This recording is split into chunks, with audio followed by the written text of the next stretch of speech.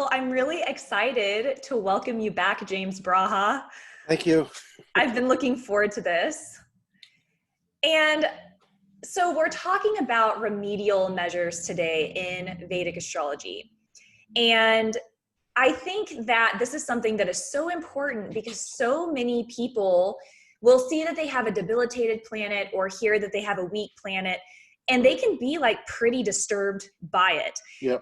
I don't think that remedial measures are offered that often. For me personally, and I can talk about my personal experience, but I've had a few different readings with a few different astrologers, and I feel like that you're actually one of the two astrologers who gave me a more straightforward remedial measure and what to do. So it's just from my experience, it seems to be a little bit less common. You know, what you're saying is really interesting to me because one of the things I'm going to talk about in this session is the Brigu reading, the leaves of Brigu. The leaves of Brigu are these old, how do I get into this? This is such a strange story. The story goes like this, that Brigu, one of the gods or seers or one of the special Indian dudes, did something to anger the goddess Lakshmi. And Lakshmi said that I'm going to put a curse on you. So Brigu got worried and said, wait, don't put a curse on me, and I will have people worship you for the rest of eternity. So how are you going to do that? So Brigu, now this story is, it's absurd, but this is the way India works. So Brigu looked into the future and wrote down the horoscopes of people for, I don't know, thousands of years, and wrote down their horoscopes on these giant, well, it is said that they were originally written on rocks and engraved in rocks. Then they went on to palm leaves, and from palm leaves, some people have put them in books, but usually a lot of times they'll be on palm leaves. But in any case, so the way that would work was that when Brigu would read the horoscope, he would say this person, well, in my case, one of the Brigu readings I got, it said that I had killed a cow. And this was I must have done it in some past life in some terrible way, because it was, and the Brigu reading said that because you did this, you will not get the full results of your actions. You will not get the full success of what you do in this lifetime. However, if you do these Yagyas for Jupiter, and I forget all the stuff that it said, then that'll be a prayer to Jupiter to lessen the curse, to lessen the bad karma. Well, how are you going to do a Yagya? They cost money.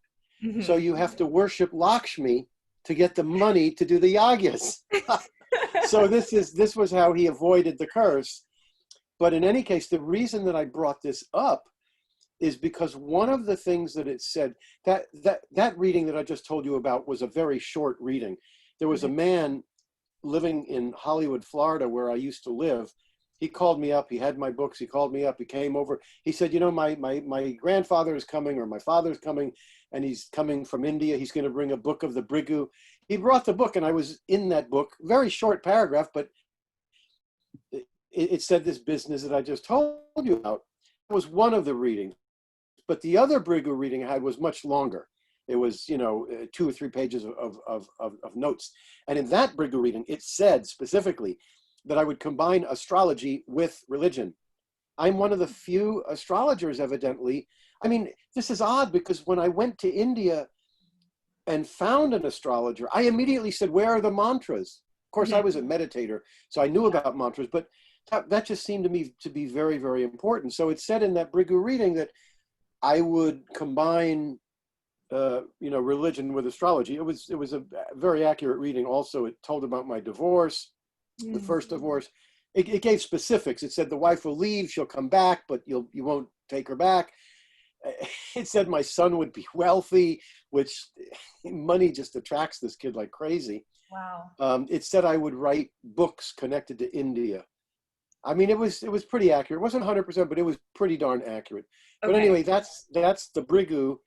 So these Yagyas, these Yagyas that people get, I mean, there's different ways that you ameliorate the problems, but one of them is the Yagyas. Those are the ceremonies. I mean, you can chant your own mantras. You can chant your own mantras, and I have some experience with that. The mantras are on my website, jamesbraha.com. You click astrology, you click mantras. The mantras are there. So when I see a client, if there's a great affliction, like Johnny Depp, we were talking about Johnny Depp, and he came to a Jupiter dasha around September 2013, and Jupiter looks like it's quite good because it's in Pisces. However, it is aspected by Mars and Saturn. And when he came to that Jupiter dasha, that's when his biggest troubles started. So if I had seen him before that, I would have said, look, you can either chant your own Jupiter mantra, or you can have the Yagyas performed. The Yagyas are the ceremonies where Hindu priests pray for you. So in my practice, if a person has, a dasha or a bhukti that's a little bit difficult, I might tell them to go and get a Navagraha Yagya, which is a 9-planet Yagya. You can get them from any local Hindu temple. Maybe they're $100 or $200. They pray for, like if you go for Jupiter, they'll tell you to come on a Thursday. They'll chant all the mantras. It's called a Navagraha, 9-planet Yagya. They do a fire ceremony. They chant the mantras of all the planets, but they do it on Jupiter's day, and they focus a little bit more on Jupiter, and it burns off the karma of that, some of the karma of that negative Jupiter. In fact, one of the most fascinating things I found, I have a very afflicted Venus, and I went for a Venus Yagya once, a few times, but I remember once, I know the mantras because I give them out all the time. So they're doing, Japa Kusuma Sankasham Kasham, the sun mantra. Then they're doing moon, Dadi Shanka Tasharabam. Then he gets to Venus, Hima Kundam Ranala Bam. And the fire, the wood in the fire starts crackling and going all over the place. And that, I don't know, I mean, it could be coincidence, but I suspect, I was in a Venus bhukti, and it was a very rough Venus bhukti. And so when they were doing the mantra for Venus, it's burning off the karma somehow. So those are the small ones. And I tell people if they're in a bad period to do them twice a year, 3 times a year. They're not too expensive. But if you're in a crisis, then you go get the bigger yagyas. Those are the ones that are done for 7 days, for 8 hours a day, or 3 days for 5 or 6 hours with several priests. Those would be $300, $400, $500 for the 3 days. The 7 days could be $700, $800. It depends, but that's a lot of priests praying for you. Yep. And my first experience, because you have yagyas, you have mantras that you can chant or meditate on, you have gemstones. So those are the 3 major ones. But the yagyas, I remember the very first experience I had with the yagyas, very early in my practice, a lady came to me and her son had pushed a kid in school off a balcony. Oh. And the kid got hurt, and the school, I don't know, the school refused to pay.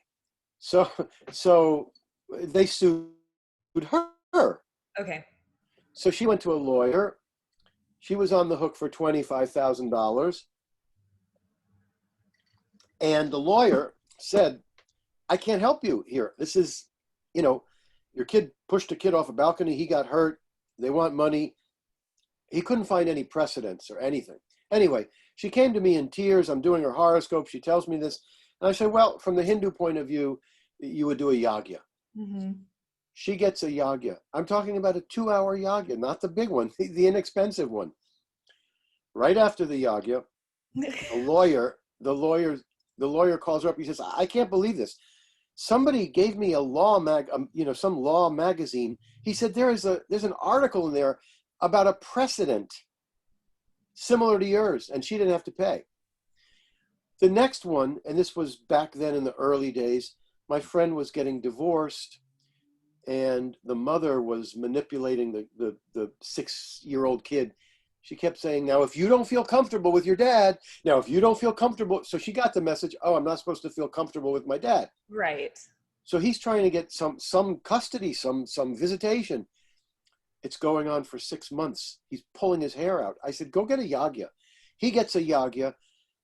The judge, there was like a 60 or 70-year-old white man judge, was called out of town right after the Yagya, and a woman took his place. And the woman looks at this and she says, are you kidding me? This has been going on for 6 months. This kid's being manipulated. Wow. So those were my first experiences. But the thing that you have to understand about the UPAYES is that they work when they work. They don't work when they don't work. You don't know when they're going to work and when they're not. There's no way to know that. It depends on how bad the karma is from your past lives. I mean, basically, people will ask me, well, if I do this mantra, what will happen? I say, you're praying to the gods. You're praying to the planets. And if they deem you worthy of letting you off the hook a little bit, they will, But I remember, just so you understand that, sometimes we don't know how these things work. They could work based on faith. I tell a person to do a mantra, they get some great results, right? And you wonder, well, is this because they believed it in their head? They believed that they would, so they did? Because that certainly happens. I remember this wonderful case. I used to get a lot of Yagyas done, big ones, 7 days. And I got one for my mother. My mother had mental problems, severe schizophrenia. Yeah. All of her life, the big complaint was her sisters, and one in particular. They hate me. They did this. I mean, it was paranoia. It was just that we knew these people, they were fine. Yeah. But this was her. Okay. So anyway, I told this, the guy to do a 7-day Yagya for her. And he didn't get back to me as to when he was going to do it. And so this one particular weekend around that time, my wife and I went over to see my mother and other people. We're having dinner, and my mother turns to me and says, all my life, just off the cuff, all my life I thought that my sisters were trying to hurt me. They weren't trying to hurt me. They really weren't. I had never, all I heard my entire life was, right. It was severe. I mean, right. She would write they would tell us these letters that she would write them. They'd read a couple lines and throw them away because it was a deranged mind. Yeah. Suddenly she's telling me this. I'm thinking, wow, what's that about? I come home, and a few days later, I email the guy. I say, when are you going to do the 7-day Yagya for my mother? He says, we did it. We did it. I was really angry, but it was right around the time that she said that to me. Mm-hmm. She said some other things to me that were extremely loving, which I'm not going to go into them, but I mean, it was obvious that something had changed. Right. It was obvious that something had changed. Yeah. I was mad at the guy. I said, why didn't you tell me when you were doing it? But it was a really good lesson. If they're praying, if those prayers work, they work. It wasn't based on faith. I mean, I told him, I said, I wanted to tell my mother they're going to be praying for you. Didn't matter. She didn't need to know. Yeah. Man, that really inspired. Yeah, so. Oh, go ahead. What? No, go ahead. What were you going to say? I was just going to say that really inspires me because I have a similar predicament with my mom. And so I'm like, man, I wonder what would happen if I got a Yagya for her. But I'm glad that you're sharing these stories because after our reading, I had never, or I guess after I saw you in Sedona, I had never heard of a Yagya. And all of this started because you were mentioning that you fused the Hindu religion with your astrology practice, which I suppose is the reason why I had never heard of a Yagya before. But anyway, I had never heard of a Yagya. And then I got a reading with you and you were telling me that when I was going through a certain bhukti, I should get Yagyas. And I guess I just forgot about it. And then I went through this bhukti and I experienced all of these health issues. And now the bhukti is over, but I'm getting my first yagya on the 10th. So I'm really excited about that. I'll tell you, I'm going to tell you some other interesting ones. So now this particular story, well, I don't have firsthand knowledge of it. I have enough of my own, but I like this story. This was the guy who used to organize the Yagyas told me about a man who had illnesses for just decades. They couldn't figure out where the illnesses were from. He had a Yagya done, and right after the Yagya, and usually that's how it works. If a Yagya is going to work, it's going to work within a week or two. It's not you do the Yagya and 6 months later. If it's going to work, it's going to work right away. He did the Yagya, and for some random reason, he changed dentists. The new dentist said, I think there's a problem under this tooth. Wow. There was an abscess throwing toxins into his body that had debilitated him for decades, and they fixed it. Wow. So that's the Yagya. The other Yagya story that I really love is the one about the dog. I never knew that Jupiter ruled dogs, but I was having a 7-day Yagya for Jupiter, and it goes Thursday in India, Thursday to Wednesday. On the weekend during that Yagya, I went outside my house, just because it was a Saturday and I was, relaxing. And a dog from a block away sees me, a big yellow lab sees me from a block away and tears off running toward me. I love dogs. Now, as it's getting closer, it's getting faster and faster. Now I'm getting worried. It jumps on the porch and starts jumping on me and licking me all over. I thought, what is this? And then I was talking to an Indian guy that day saying, I had this really weird thing. He said, well, aren't you having a Jupiter Yagya? I said, yeah. He said, well, Jupiter are dogs. So one of the things that I tell people now is if they have a Jupiter, if they're in a Jupiter period or subperiod, or if they just have a very afflicted Jupiter, they want to help it, get a dog and treat that dog with as much kindness and love and generosity as you can. If you can get a yellow dog, like a yellow lab or golden retriever, it's even better. But all dogs are ruled by Jupiter. But if it's yellow or golden, it's more Jupiterian. And I remember thinking, why is a dog Jupiter? Because dogs, all they do is love you. They're not like cats where they look at you and walk away. The dog sees you, let's have some fun, let's have some fun, let's have fun. That's Jupiter. Mm-hmm. Now, the other really spectacular story, I was thinking about this, like, what stories am I going to tell? I love this story. I had written 4 books. I wrote Ancient Hindu, Astrologos, How to Be a Great Astrologer, How to Predict Your Future, or 4 books. They had a big impact in the astrological community, but you never make any money on them. And it's so much work. It's really service. It's really a service to the astrologers. I don't mind doing that. Yeah. But when I used to do it, even now, as I'm writing now, I'm revising my book now, I have to do the writing in the morning, then I do a horoscope reading, and then I'm exhausted. Yeah. After the 4 books, I said, that's it, no more books. It's too difficult, not writing again, unless I can stop doing readings to earn a living. So I'm going to tell you, the reason that I used to get so many 7-day yagyas is because I used to recommend yagyas. Yeah. And the organization said, look, for every 10 yagyas you recommend, we're going to give you a free one. So I said, well, that's great. So I used to get a lot of them. So I said to my wife around 1997, I said, I've had a million Jupiters, a million Venuses. What do you want? She said, I think I'd like Mercury. I said, okay, Mercury. So I tell them, do a 7-day yagya for Mercury. Now you have to understand that you're married, your karma is going to mix, right? Yeah. So they do the 7-day yagya.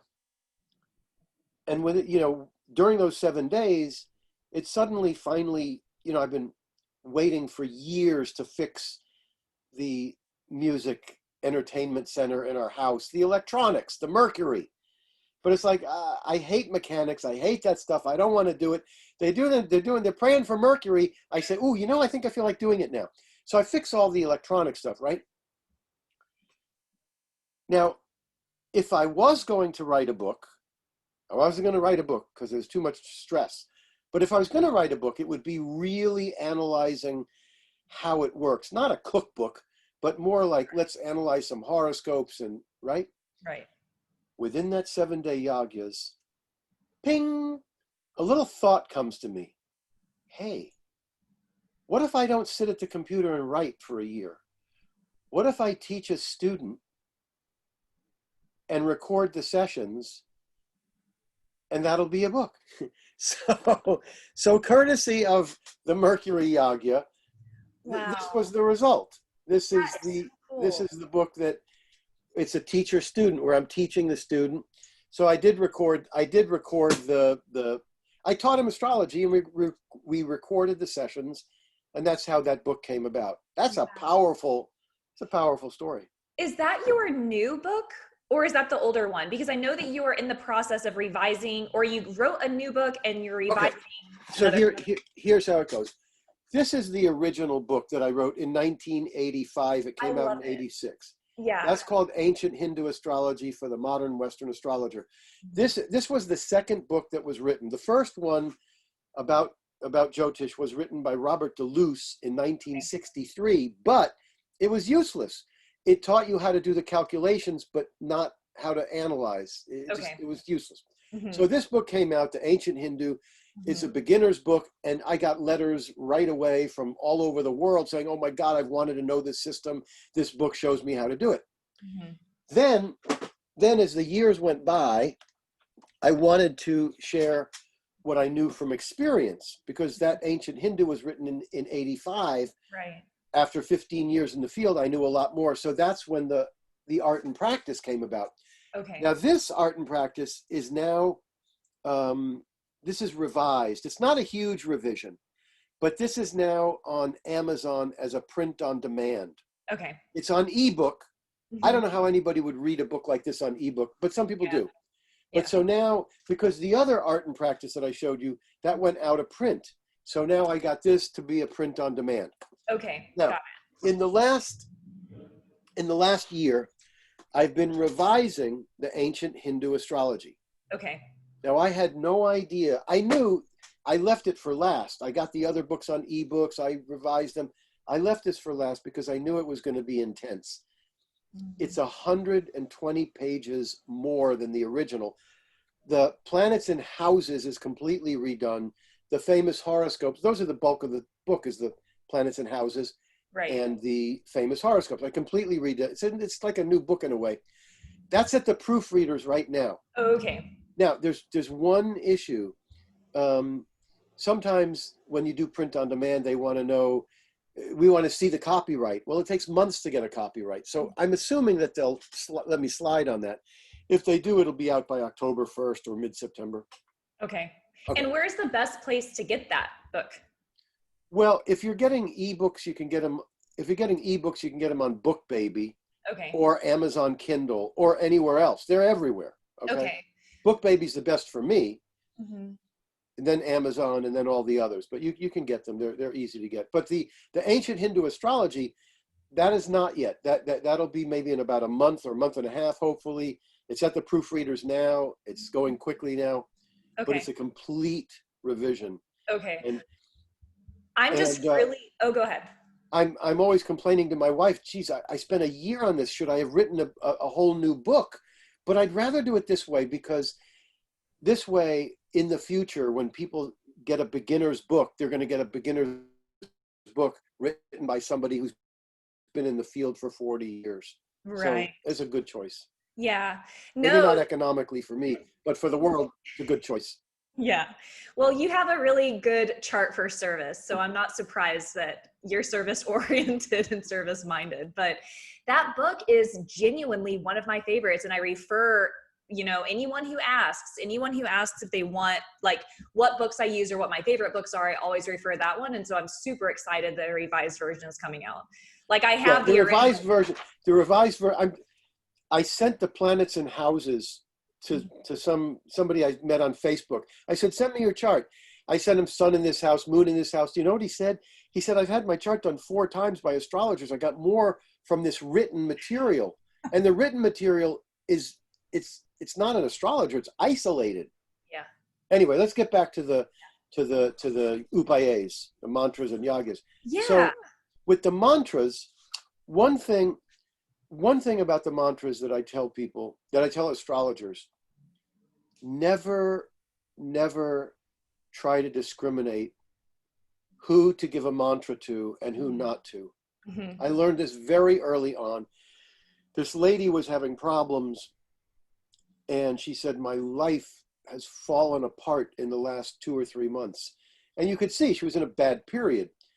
But this was a woman who was not, most of my clients, they find my books in metaphysical stores. They're mystical, spiritual, metaphysical. This lady was like, the furthest thing from someone. I thought, what am I going to tell this lady, to chant a mantra? Mm-hmm. I said, well, this is what the Indians do. They chant mantras. Yeah. And I said, well, that's a waste of breath. She calls me up 2 or 3 months later, and she says, from the minute that I started that chanting that mantra, Mm-hmm. my life went, back up to normal. Mm-hmm. And it was like sliding down for 2-3 months. Wow. Yeah. Yeah. The other thing is, you can, the way they give out mantras is by chanting them out loud. Mm-hmm. I really don't like that. I mean, for other people, it's fine, but when I am chanting out loud, I find it tedious. I find it difficult. I find it makes me tired. Mm-hmm. So what I do is I close my eyes and I think the mantra over and over and over, mental repetition. Now, these are long mantras, so they're not so easy. I'm not one myself. For me, it's easier to get yagyas rather than mantras. Mm-hmm. I don't do them so much. But a couple of years ago, I got involved in a lawsuit. My brother died, and his stepson came along and threw three frivolous lawsuits on us. And the system in America is so awful. In other countries, if you sue someone and you lose, you pay the court costs. Over here, I'll throw a lawsuit on this guy. And he didn't have to pay. He went to law school. He wasn't a lawyer, but he knew how to do it without hiring a lawyer. We're paying $500 an hour. He's paying nothing, and he knows that. So he's just keeping it going. Yeah. I should have done this earlier, but I didn't. After about a year and a half, I sat down and I started meditating on the Mercury mantra. I was in Mercury. It's in the 6th house, which is enemies and lawsuits. Within a month, finally the thing ended. But it was, so you can do them either out loud or you can do them silently. I prefer them silently. So I understand. And I do both. I like doing both. I like chanting out loud and I like chanting to myself. And I found that when you do it enough, and as you're saying, even silently, you'll begin kind of, or at least my experience, like it'll just kind of occur in my head, even when I'm washing my dishes or driving my car, it just kind of. Yeah, for sure. But the question I had for you, and I think that other people may have as well, is because with a yagya, you're technically paying priests to do it, but then it's also priest investing their time, which is incredibly powerful. Would you say that is more powerful than you dedicating your own time to chanting mantra? The thing about these kind of questions is that they are really impossible to answer. All you can get is opinions. Yeah. It certainly doesn't it sound better that you would be doing it yourself than paying someone? Better. Yeah. But I can tell you from experience, I didn't even pay for these yagyas. They were done free because I recommended people, and they would, now the thing is, sometimes I'd get big results and sometimes I wouldn't. Mm-hmm. I also find, I used to do a lot of yagyas for Venus because it's so afflicted, but I never felt long-term effects. What I mean by that is I would hit a Venus period, things would go really bad, I'd have some Venus yagyas, but then in the years intervening, I would have more Venus yagyas, figuring that if I do enough of them, it'll fix Venus for good. Yeah. No, the next Venus period come and all hell would break loose. Yeah. So it's very, very difficult to somehow, I don't know. I mean, you have to understand also, it may simply be, I consider the planets to be like gods. Yes. But that doesn't necessarily mean that they have any individuality. It could just be a force of nature. Like my son has the Sun-Jupiter conjunction in Pisces. It's really nice. He's protected from harm. And I would see this happen. You know, I would be changing his diaper, a letter opener would fall, go straight for his head. He just turned his head. He fell into the pool when he was like 2 or 3. He fell right onto the creepy crawly. I mean, I would see these things over and over. And I would say, that's Jupiter. Is Jupiter some being with an individual that says, oh, I better help them? Or is it just a force of nature that you're born with? I don't know. So it may be that it's totally irrelevant what your intent is when the yag is being done. I just don't know. It's hard to answer. Yeah. So those are questions that I get a lot though. And I have found that sometimes it's just hard to get people to chant, you know, and this is one of those things. Don't get involved in that. You don't get involved in that. You say, look, here's the choices. You like them, you don't. It's fine. Listen, the whole thing is Maya. The whole thing is a dream. That's, I was thinking about talking about this. Like I'm thinking, should I mention that lawsuit and Mercury? Idiot, why didn't you do a Yagya after 2 or 3 months, after 6 months, after 8 months? And I thought about it. I just don't do them. I don't do mantras. I don't do yagyas. Ever since non-duality, my suffering, whatever suffering I have since the age of 53, it's not enough to push me to actually say, oh, let me go pray to change the karma. I just don't feel it. But eventually, after 1.5 years of every time you get a letter in the mail from the lawyer, it's 3,000, 2,000, 5,000. It got so, finally I said, I'm going to do this. So, it's out there. You let them know, and they're going to hear the recording over and over. And one time when they hear the recording, they might go, oh, hey, maybe I should do that. But I wouldn't push it on anybody. I would just say, this is what we do. Now, I've had really interesting cases where a guy would call up and he'd say, I am having so many money problems. What's the mantra for money? I said, well, in your horoscope, the ruler of the money house is Mercury, so you should do Mercury. So he does the Mercury mantra, and in half a year, he doubles his money, or he makes a lot of money. And he calls me up. He says, I want all the mantras, and your mantras. Which is the one for career, and which is the one for that. Then I had this lady who, she did a mantra, and she got wealthy from investment. Then years goes by, and she lost the money. Now she comes back, and she wants the mantra, but it's not working. So, well, sometimes they work, sometimes they don't. There's no way to know. And that's why when they ask, like if a person asks me, should I don't have much money. I can spend $1,000 on a gemstone, or I can spend $1,000 on a yagya. I oftentimes go for the gemstone.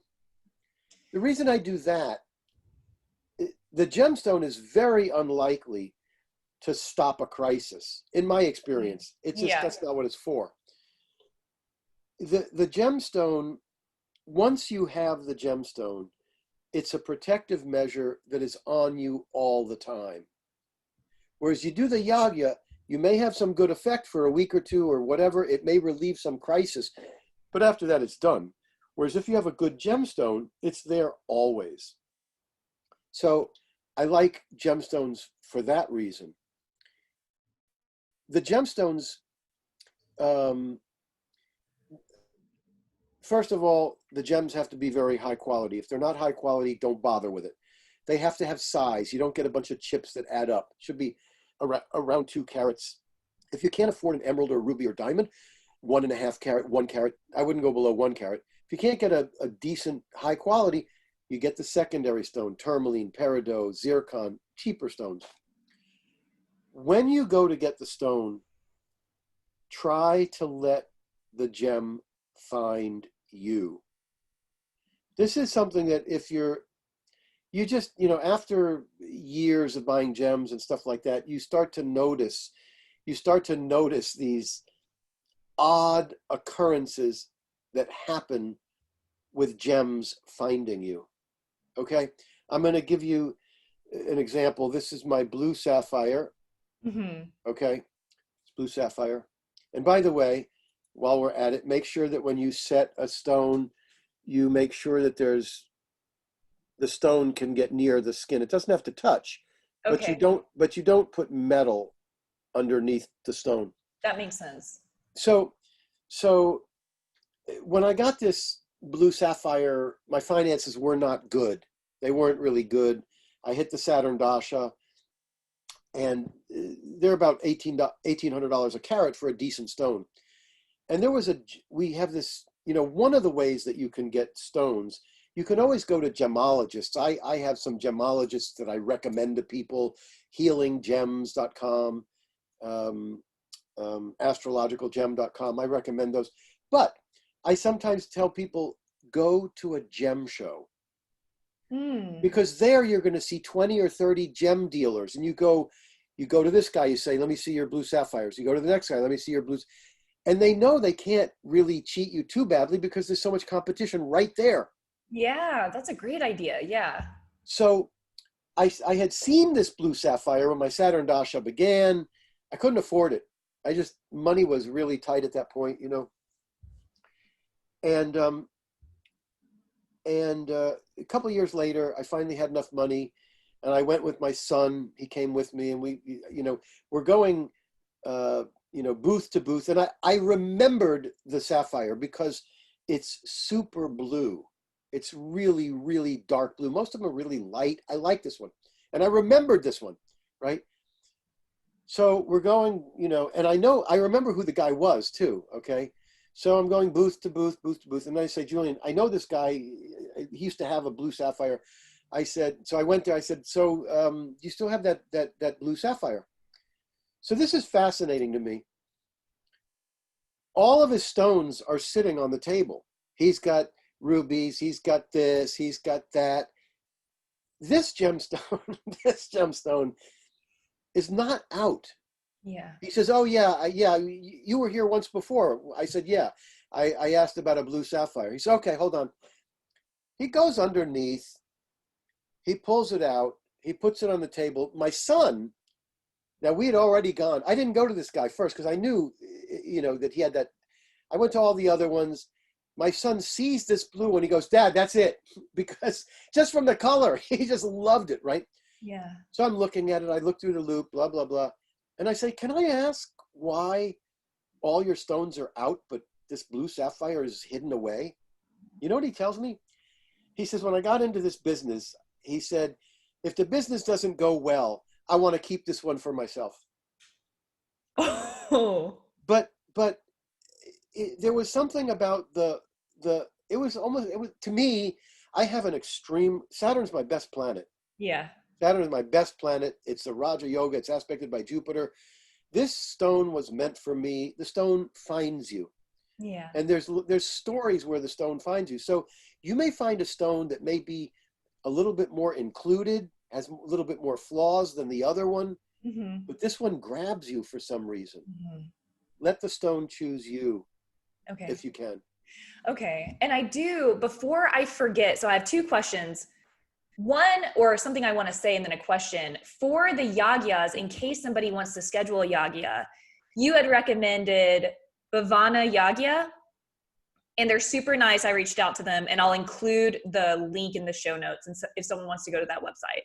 Okay. And then the question I had for gemstones, because I'm sure people watching or listening are wondering what gemstone they should get for themselves. And this is something that because, well, I've gotten conflicting information from different astrologers. And so, for example, I have a very weak and damaged Mercury. And you're the only astrologer so far to tell me to go ahead and get a stone for Mercury. And so for the people listening, if they have a damaged or a weak planet, would you recommend getting a stone for that planet? In your book, it's a little complicated. So here's it's a pet peeve of mine. Okay. Okay. So the way it works is you always get the stone connected to the ascendant. If you have Capricorn ascendant, you get a blue sapphire for Saturn. If you have a Libra ascendant, you get Venus because you get diamond for Venus, because that's the lifelong planet, is the planet connected to the ascendant. That's for your whole life. You've got to strengthen it. When you hit a dasha, Mars, Saturn, Venus, Jupiter, doesn't matter, you wear that stone. Okay.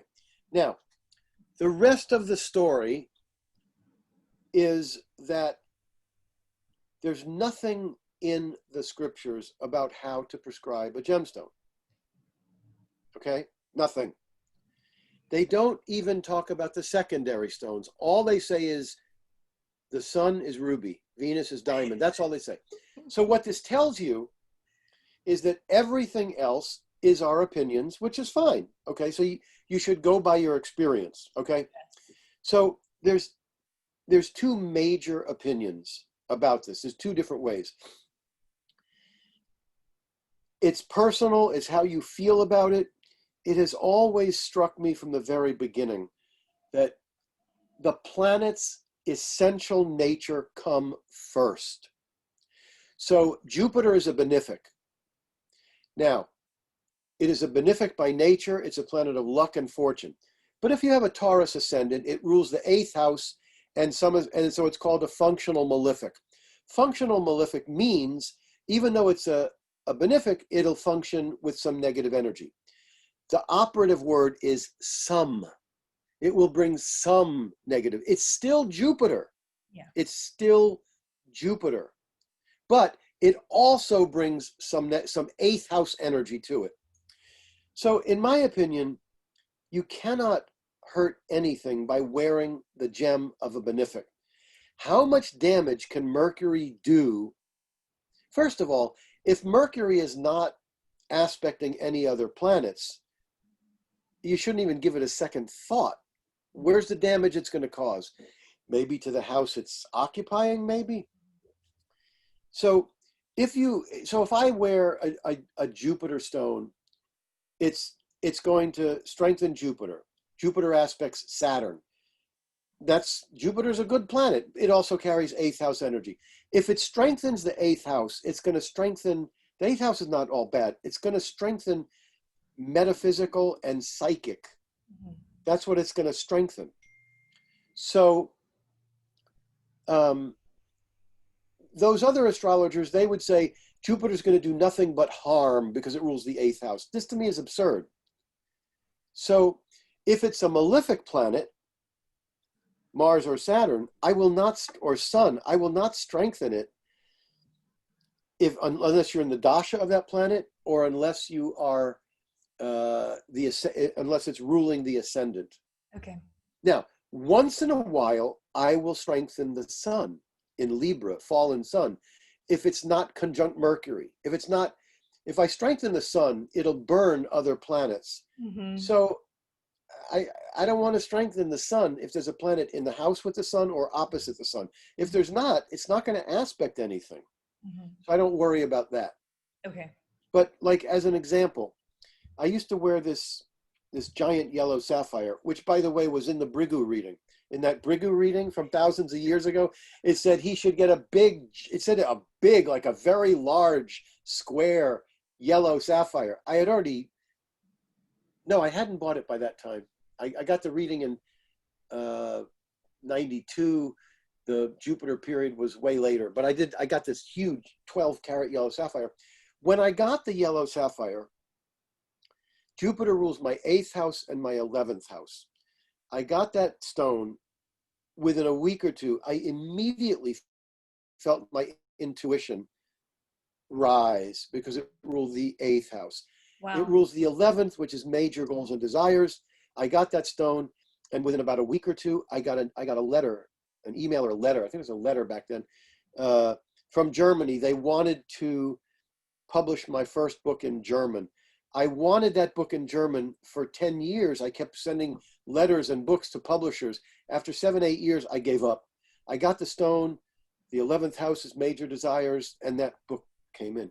So usually the way that works is you may not, but you may, if it's a good stone, big stone, you may feel something right away when you get it.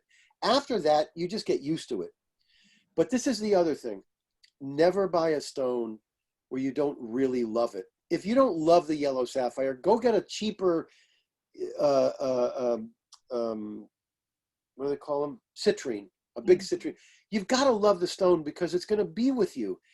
And, 5 years later, like when you have a stone that you love, every time you happen to see it on your hand, suddenly you feel good about it. So it's something that you should, I wouldn't get a stone that's like, well, I'd really rather have the other one, but I can afford this one. I would wait or get a, I find that to be important. There's also cases where, I remember this one case where this lady was complaining about her career, and she was having big troubles with her career. And I saw on her a really big blue sapphire. It was gorgeous. Mm-hmm. I said, where did you get that? And I'm thinking, oof, not a good stone for her, because it's a Saturn stone. And it happens to be conjunct the 10th house ruler, which is career. So I said, where did you get that stone? It's, really nice. Oh, my grandmother gave it to me. It's 3 carats, 4 carats, a beautiful stone. I said, I got to tell you, it's not a good stone for you. And it's next to the planet that rules the career house. It doesn't help. She took it off, and she called me in a couple of weeks and said, I found my career. I found my job, my career. Wow. So now this doesn't always happen, but there's plenty of stories like that. Yeah. Okay. And so the other things, because I feel like that you just mentioned so many different remedial measures, at least you did in the reading that I had with you. Gems, mantras, yagyas. Yeah, but you also mentioned keeping the day sacred. So like in my opinion, or yes, sorry, Wednesday sacred. Yep. And gods and goddesses. So for Mercury, Vishnu was what you suggested.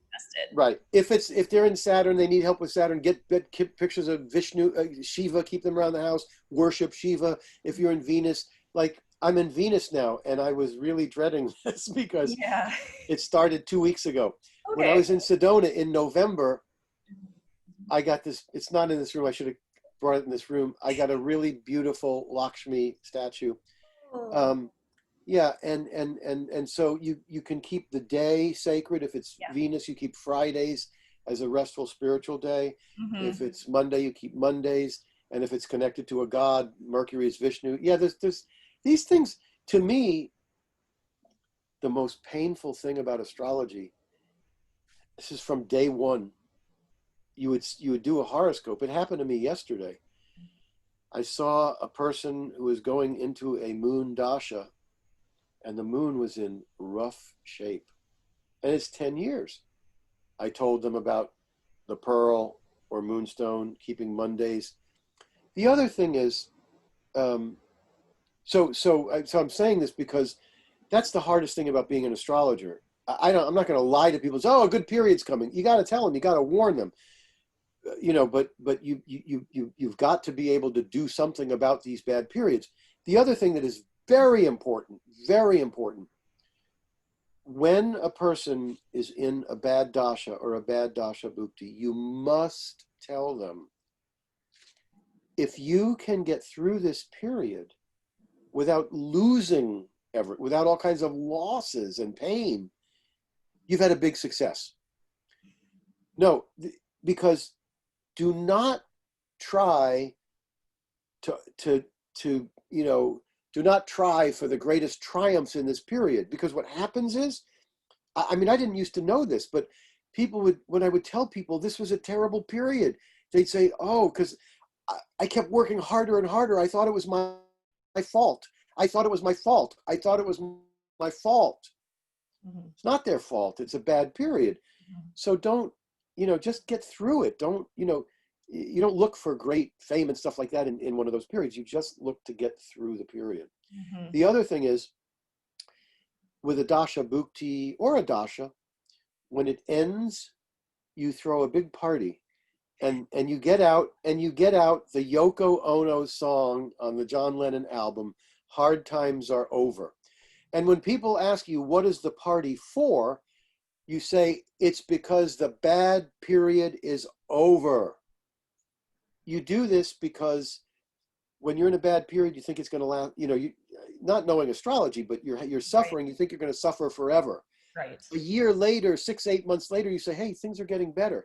But if you know it's over, then you can immediately start to, you know, set your sails again and you know, like that. Well, I'm going to be doing that later today. I'm going to put on some Yoko Ono and have myself a celebration because Well, wait, is the period over? it ended. Oh, good. Okay. Yeah. Yeah, it's done. That's fine. Yeah. That's fine. Another thing is when a person has a horoscope where all the benefics are afflicted, Mm-hmm. which is, you think that'd be really rare. It's not. Right. I see them all the time. Sometimes they'll have one good benefic. Mercury, Moon, and Jupiter are afflicted, but Venus is good. Sometimes you get all of them afflicted. Yeah. Those people are not going to have a sweet, happy, easy, sweet life, but they can do things in the world to make a difference. The malefics become strong because they're aspected by the benefics. That's what's hurting the benefics, but the malefics benefit. So there's that. You're not looking for sweetness. You're looking for what can I accomplish in the world. But sometimes the horoscopes are so difficult. The suffering is intense. And then you have to say, you know, you have mantras, you have yagyas, you have all that stuff. But you have to say charity. Get your attention off of yourself. I always tell people this when they have a bad period or they have a bad horoscope. I say, look, in the Buddhist scriptures, you know, Buddha had 4 truths. The first truth is life is suffering. Life is suffering because we die. There's change. It's not just us dying. It's watching our friends, our family. There's always going to be suffering. Yeah. The more that you are not concerned with your own money, your own this, your own that, the easier it is. Yeah. In my life, the people that I've found that are the most content are the ones who spend their lives helping others. Okay. So that's a really important thing for people to know. Charity work, etc. When you're doing yagyas, by the way, mantras. So, you know, usually you do them 100 times a day with a strand of beads, because that's going to take you 15, 20 minutes. Yeah. Do 100. First of all, to learn the mantra, you go on my website, you see it written, and you hear how it's done. You hear it being pronounced slowly and quickly. But if you just read it 100 times a day, you'll memorize it in about 3 days, 4 days. If it's for Saturn, it's going to be, I think, 23,000 times. Mm-hmm. That's going to take you 230 days at 100 a day. Mm-hmm. So once you do that, you stop. Then you wait and you do it again for 230 days, if you're disposed to that. If it's Mercury, you do it 4,000 times and you stop. Mm-hmm. Because there's a reason for the 4,000 times. So when you do it 4,000, you stop. You let it have its effect. Mm-hmm. If it's the sun, it's 7,000 or 9,000 or something, and then you stop. Then you do it again for those 9,000 times or okay. You know, that's super helpful for me, because I'm the type of person to do something every day. Like if I think something is a spiritual practice, I'll do it every day, 2 times a day, you know? So it's helpful for me, and I'm sure people like me. I tend to think, I mean, again, this is all personal choice, okay? When you're in India, or at least when I was in India in the 80s, I would see taxi cab drivers, they'd just be chanting while they're waiting. They would just be chanting while they're waiting. I tend to think that it's a good idea, if possible. I mean, look, when you're doing mantras, you're washing dishes, they're going to pop in your head. That's just the way it is. But if you have like every morning at 8 o'clock, I'm going to do it for 20 minutes, or I'm going to do it at this time of day, or I'm going to do 100 a day, or I'm going to do 150. I happen to think that it's a good idea to keep it like a consistent practice or something like that. Yeah, I agree. Yeah. With the, I'm going to mention something odd.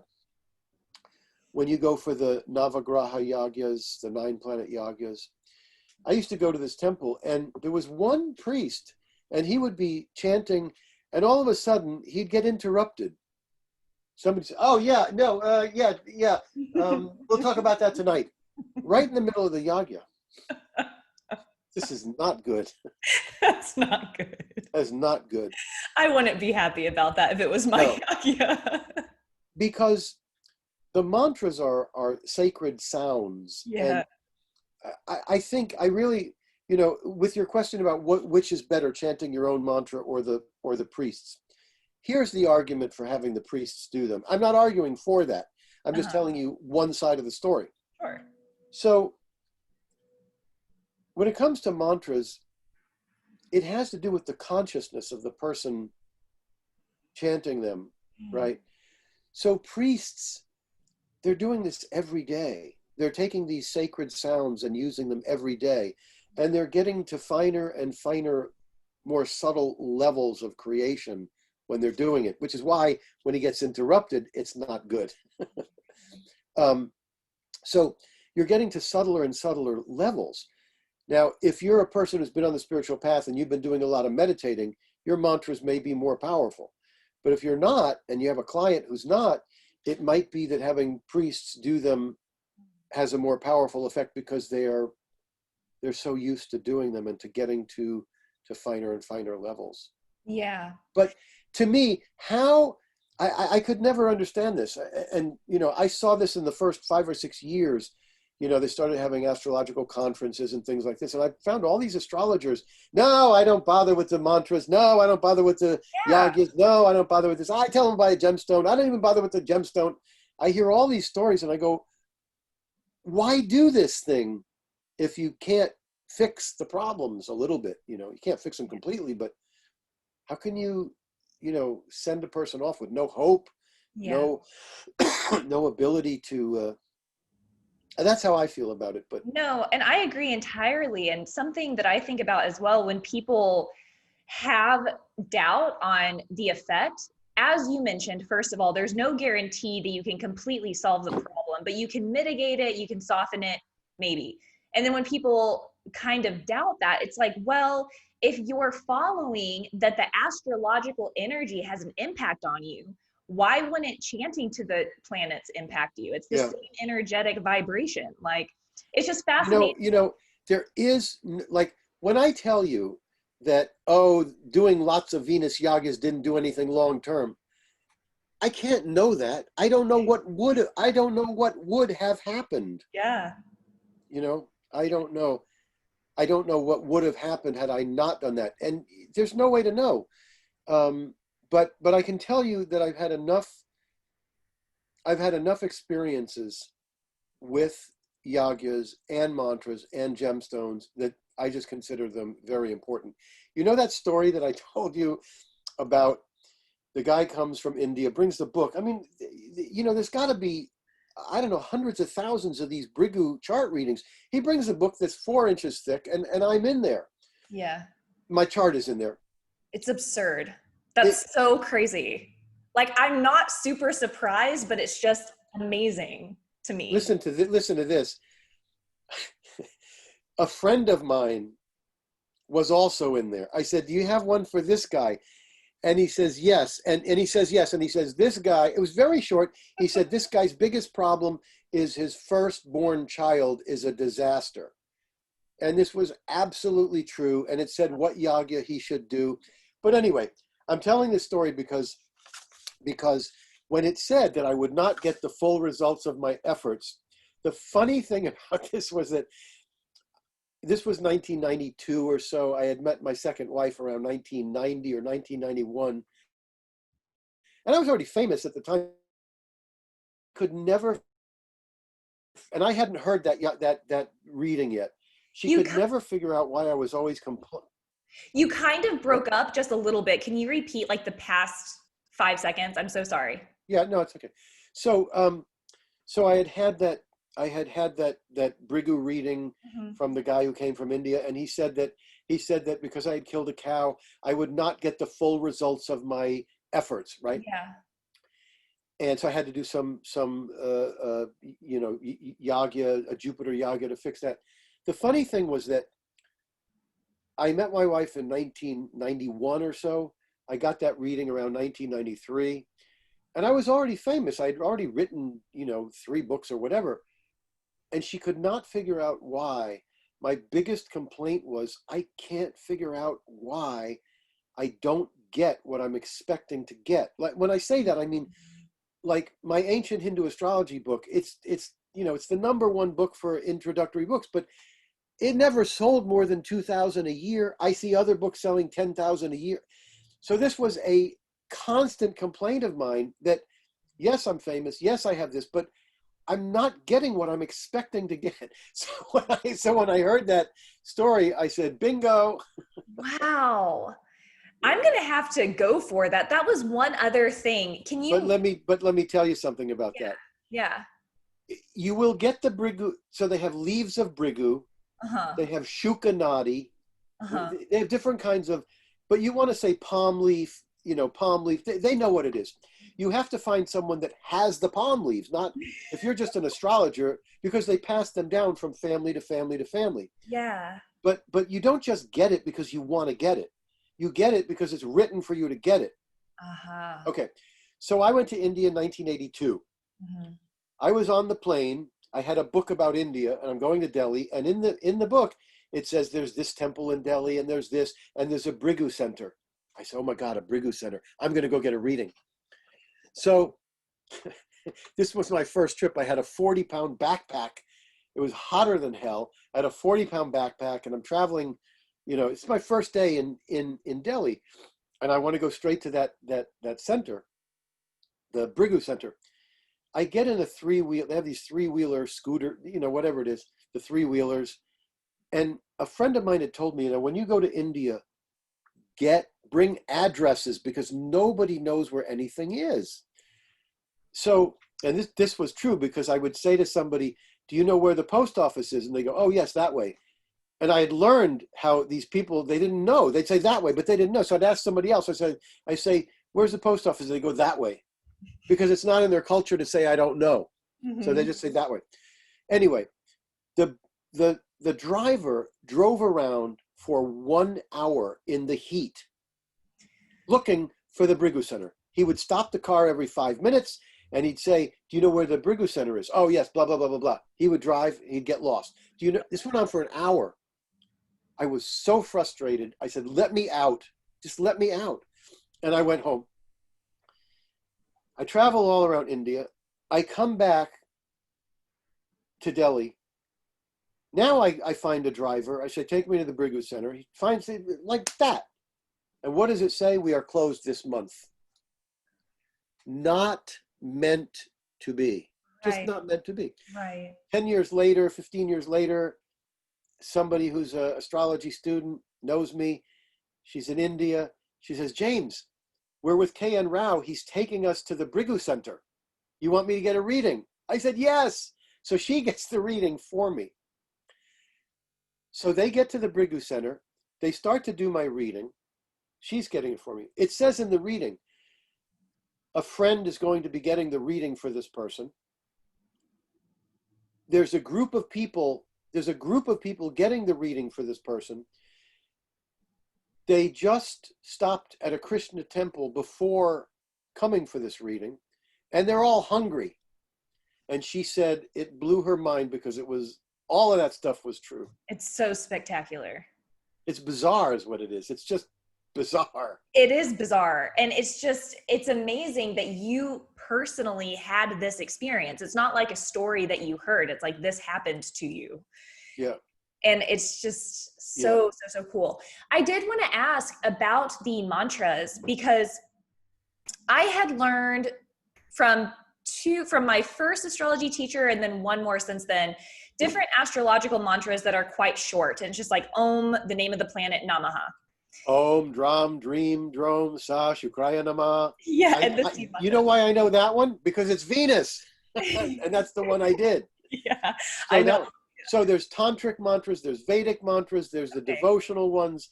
The ones in my book, I believe, are devotional. I don't know. I got to India, and the first or second day, I said to my teacher, where's the mantras? And that's what they gave me. Okay. Yeah, because you could use the others too.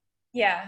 Okay. I just wasn't sure if you had any type of insight into what the effect, if there's a different effect or if it all kind of does the same thing, because some of them are super short. Like Yes. some of the seed mantras are much shorter than the devotional mantras perhaps on your page. You know Well, what I that mean? one I just did. Om, Dram, Dream, Drom, Sa, Shukrayanama. Here's the other one. Hima Kundamanalabam, Daityanam, Paramam, Gurum, Sarvashastra, Pravaktaram, Bhargavam, Pranamam, Yaham. And that's fast. Right. No, so I did that because I couldn't be bothered with the long one. Oh, okay. But I honestly, I'm not the person for that. Okay. You have to find a scholar to tell you what the different ones are and why and what. Right. I sort of trusted both of my teachers. Yeah. You know. Okay. Well, I want to be respectful of your time. We're a little over an hour. That's all right. And I really appreciate you taking time to talk today. This was a lot of fun, as expected. Well, you know what? Stories are the best. You know. They really are. I send people sometimes to some of the, like I have a pandemic, the video on the pandemic that I did with Anuradha, and I send people there that are not astrological just to hear what I was saying about buying gold and silver and cash, you know, because of this craziness going on. And they said, well, I didn't understand half of it. So, but the stories make it a little bit easier.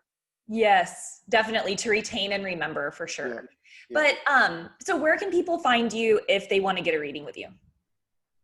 Oh, if you just Google James Braha, my website is jamesbraha.com. My email is jamesbraha@gmail.com. But if anybody just Googles James Braha, it'll show up that I have an astrology website. All right. And those readings are like 70 to 90 minutes, and they're very, very, they're very thorough and they're very intricate. Yeah, they are. From experience, yes. Yeah, you had one. Yeah.